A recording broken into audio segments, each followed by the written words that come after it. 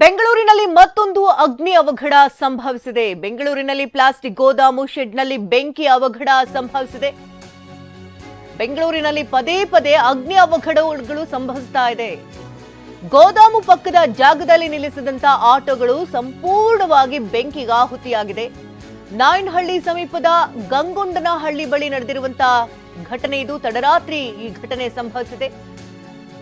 Parking fees ಕೊಟ್ಟು ಆಟೋವನ್ನ ನಿಲ್ಲಿಸ್ತಾ ಇದ್ರು. ಅದೇ ಜಾಗದಲ್ಲಿ ಈಗ ಬೆಂಕಿ ಕಾಣಿಸಿಕೊಂಡಿದೆ. ರಿಜ್ವಾನ್ ಎಂಬುವರಿಗೆ ಸೇರಿದಂತಹ ಶೆಡ್ನಲ್ಲಿ ಬೆಂಕಿ ಕಾಣಿಸಿಕೊಂಡಿದೆ. ಅಗ್ನಿ ಅವಘಡದಲ್ಲಿ ಸುಮಾರು 40 ರಿಂದ 50 ಆಟೋಗಳು ಸರ್ವನಾಶ ಆಗಿದೆ.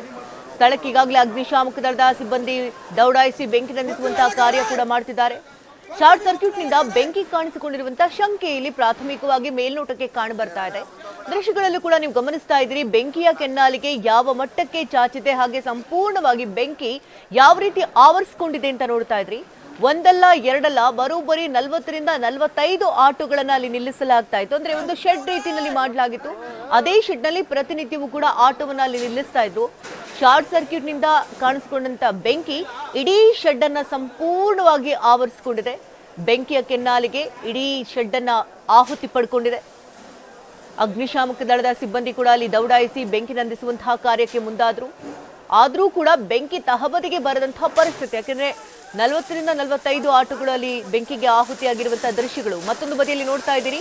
ಒಂದು ಕಡೆ ಬೆಂಕಿಯನ್ನ ನಂದಿಸ್ತಾ ಇದೆ ಅಗ್ನಿಶಾಮಕ ದಳದ ಸಿಬ್ಬಂದಿ, ಇನ್ನೊಂದು ಬದಿಯಲ್ಲಿ ಸುಟ್ಟು ಕರಕಲಾಗಿ ನಿಂತಿರುವಂತಹ ಆಟೋಗಳು. 40 ರಿಂದ 45 ಆಟೋಗಳು ಸುಟ್ಟು ಈಗಾಗಲೇ ಕರಕಲಾಗಿದೆ. ಗೋದಾಮು ಪಕ್ಕದ ಜಾಗದಲ್ಲಿ ಇಲ್ಲಿ ಆಟೋವನ್ನ ನಿಲ್ಲಿಸಲಾಗಿತ್ತು. ಶಾರ್ಟ್ ಸರ್ಕ್ಯೂಟ್ ನಿಂದ ಬೆಂಕಿ ಕಾಣಿಸಿಕೊಂಡಿದೆ ಅಂತ ಹೇಳಲಾಗ್ತಾ ಇದೆ. ನಾಯನಹಳ್ಳಿ ಸಮೀಪದ ಗಂಗೊಂಡನಹಳ್ಳಿ ಬಳಿ ತಡರಾತ್ರಿ ಈ ಘಟನೆ ಸಂಭವಿಸಿದೆ. ಶೆಡ್ನಲ್ಲಿ ಪಾರ್ಕಿಂಗ್ ಫೀಸ್ ಕೊಟ್ಟು ಅಲ್ಲಿ ಆಟೋವನ್ನ ನಿಲ್ಲಿಸ್ತಾ ಇದ್ರು ಚಾಲಕರು.